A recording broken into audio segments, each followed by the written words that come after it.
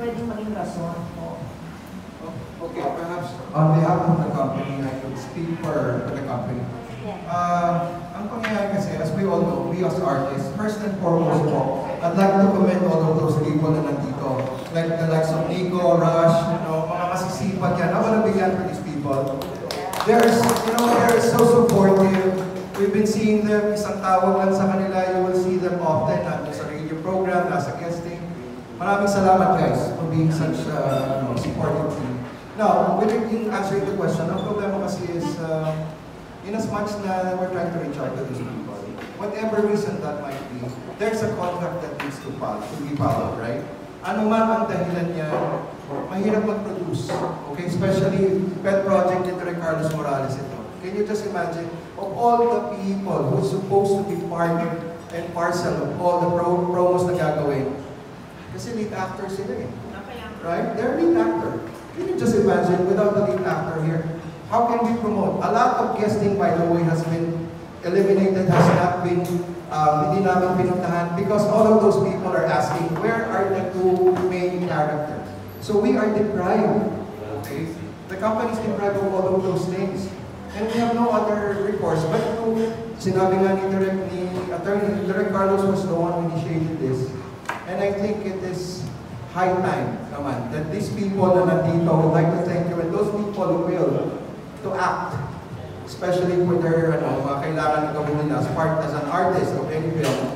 They fail to do so, you have to be responsible for it legally. Civilly. Direk Carlos watching right now. Oo, si Direk Carlos is watching. Direk, how are you? We're doing it. Medyo masama talaga daw ni Direk Carlos. So I think I've answered the question. Whatever reason that might be, they have one. They have to address, right? And then there are a lot of ways to give their grievances, whatever. But yes, Nico. Yeah, I just want to add, like I said, I don't want to have a personal attack against Roger, pero ako kasi medyo naiinis din ako kasi as a professional actor, it's our job to promote our films, right? Like Kuya Luke said, a lot of people put effort into creating a film. The director, the production crew, the financier, the actors, all of us put in the time. And it is expected that we promote the film as well. That's part of the job. And yung promotions isn't paid for. I spent 3 days of my own time promoting for this film. I went around to QC, I went to Ortigas, I went to Makati, unpaid. I spent the whole day doing that just to promote this film. So as a lead actor of a film, that's an honor, right? To be a lead actor of a film.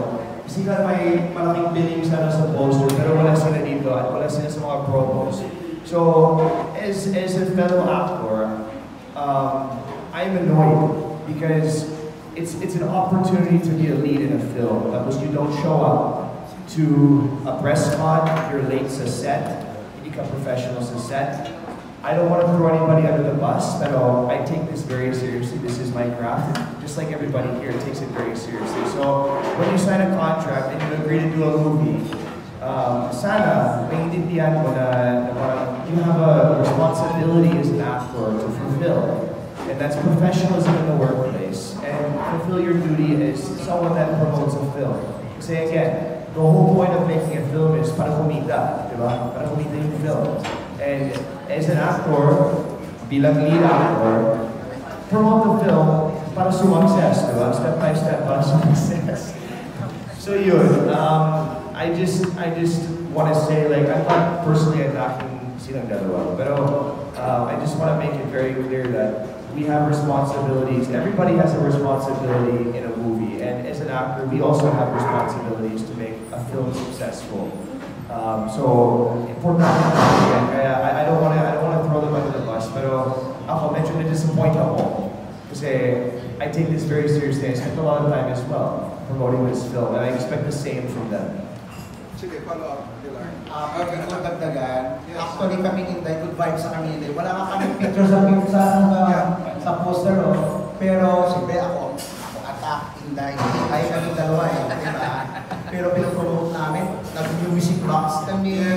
Ako clowns, every night na parang set ako doon. Not every night, 3 times a week, pinapromote ko rin doon. Para sa kapakanan ng pelikula, at marami tayong mag-miss out para mapag-promote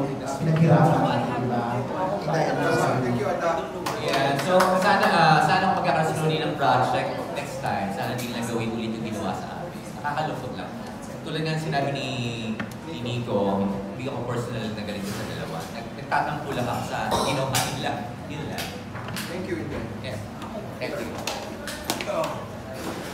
Follow up lang ako. Pasok ako sa set nung habang ginagawa ng pelikula. Kumusta yung dalawa? Like, ikaw pwedeng maging spokesperson, Mr. Ron. Kasi nagsabi sa dalawa, di ba? Paano yung, tsaka natapos pa ng maayos yung pelikula? Parang magyabang sila na, natapos naman namin yung pelikula. Parang sila yung ayaw nila promote lang. Pero our day during the making of the film, may problema ba lang So, Inday, siguro can speak. yung mga nakasama nilang dalawa? Inday. Yes, yes. Sa pagkakaalam ko, no, yung last day, hindi naman isipin. Yun lang. Hindi ko alam, I don't know what's the reason. I think may reason din sila siguro behind, no? Kasi may, kung anong nakita natin, sila mayroon din alam ko na hindi natin alam ang rason bakit wala sila. So, Ako personally, I believe dalawang storya pa natin sa isang day. Hindi naman pwede na ganito. Kasi nung nag-shoot kami, maayos naman. Sobrang maayos. Lagi silang nandun, isama naman sila sa lahat. Kasi hindi vibes. Tapos, nung na-shooting day namin, parang may nangyari lang na accident, parang food poison kay Vin Abrerica. Pass from there, parang hindi na siya naging ganun after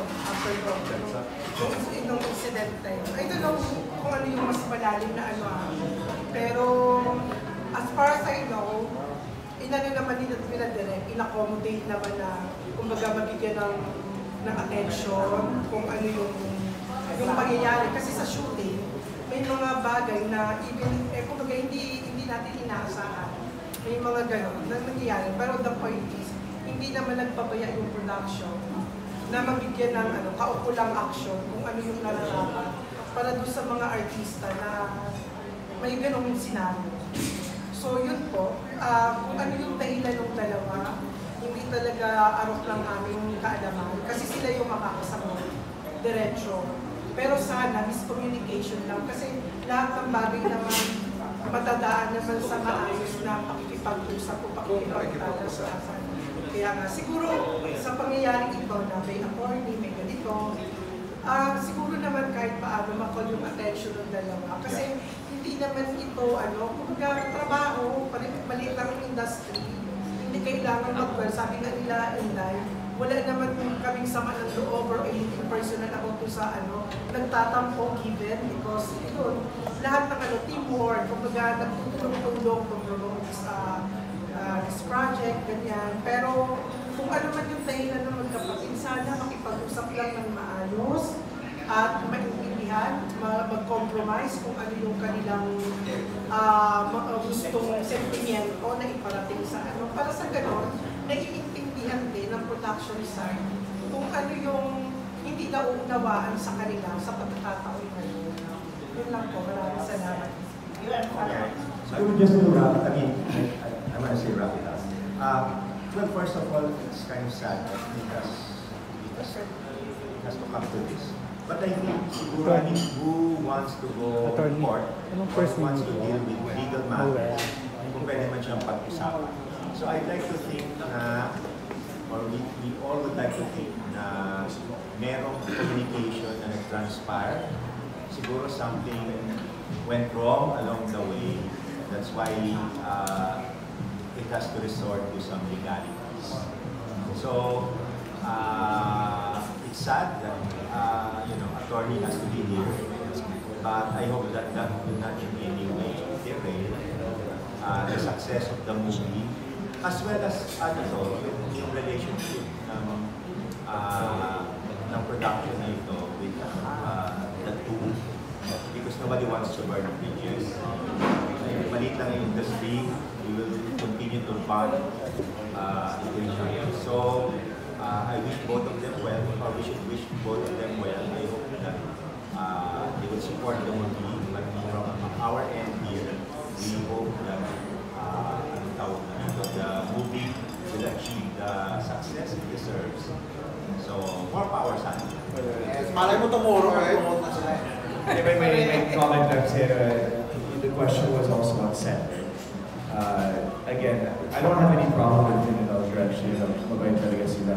Pero on a professionalism level, again, showing up on time is very important, right? So, see, they didn't show up on the last day. Yung mga scenes namin ng Wild Boys, it's a group movie, right? So, lahat ng scenes, kailangan lahat ng actors present, right? Because it's a group dance performance. So, everybody has to be there. Para go for the day, right? So, late sila George sa isang araw, I think 6 hours, no? I remember just sitting around in the morning, parang wondering, anong ginagawa natin? I asked myself that day, because I showed up on time, and we're just sitting around, not doing anything. So sobrang gulo sa set for me, as a professional movie set, sobrang gulo kasi I'm just sitting around doing nothing. Ako kasi, wala akong pakialam kung sino ka. If your call time is 8 a.m., you show up at 8 a.m. or 7:30 a.m. Right? So it's professionalism in the workplace. Ako, I have no patience for people that are not professional in the workplace, because as an actor, all you have to do is know your lines, know the character, show up on time, and do the best you can do. I think that's a pretty easy responsibility, you know. So I'm not calling out Indulger, but I'm just using them as an example for artists in general. Hindi naman mahirap yung jobs namin. Mahirap yung job ng isang director, ng isang DOP, ng isang soundman, ng isang PA. We get the luxuries of being on set, right? We don't need to be in every scene like a director from start to finish. So nakakapagod yung work nila. So at the bare minimum, may respeto kami as actors to respect the director and everybody involved. Kasi we have a lush lifestyle compared to them. Para sa akin. So yun. Okay, we proceed. Thank you. Okay, for number 4, Mr. Roldan Castro. Please, from Papasok tonight. Oh, sorry, Christian. Please do. Okay, you have the floor. Yes, hello. Sige po, Christian. Ano po naririnig niyo po ako? Wala. Sigaw na lang. Not all of the productions naman po are always perfect. Alam naman po natin yung we don't have always the perfect approach po, right? Ako po personally, I was not informed na sasayaw ako at magtatanggal ng shirt in an earlier time. I showed up in rehearsal days, but apparently hindi pa po ako tinuturuan. Thankfully, nung dumating po ako sa set, nabigyan po ako ng konting panahon para maaral po yung sayaw at nakapag-sayaw ko. So, I think as an actor, you understand these circumstances. At pag nakita nyo po kasi yung mga iba nyo pong katrabaho na nandoon, ready magtrabaho, ibibigay po, I think it's our opportunity po to be, to understand these things. Kasi po, it's not always about us naman din po talaga. It's about the project. Yun po yung importante po. Kaya, on my personal experience, tinanggap ko po lahat ng challenges because lahat ko ng mga katrabaho, tinanggap din po yung challenges. Like, si Nico, hindi sumasayaw. Sumayaw siya. Nag-rehearse po siya. Sila Sir Rash, even Kuya Arvin. In-invite po ako sa pelikulang to by Martin Escudero to do a cameo role as DJ Phantom. I was not informed. Buti na lang po, medyo nakapagsabayan po sa katawan naman nila. But because of the circumstances and yung time frame po na kailangan gawin yung pelikula, I just said yes because everybody in the cast was saying yes to the job. So I think po that's one thing that we are very privileged po to do. Na meron po kaming pagkakataon na mailawan po at mabigyan po ng pagkakataon. Kasi not everybody has this opportunity po and hindi po namin yun sinasantabi at tinitake for granted. Lalo na po sa amin na gusto ba po namin maging mahusay sa craft po namin. Ngayon lang po yung gusto ko po ilagay. Thank you, Christian. Okay, so Moving on. Please, Mr.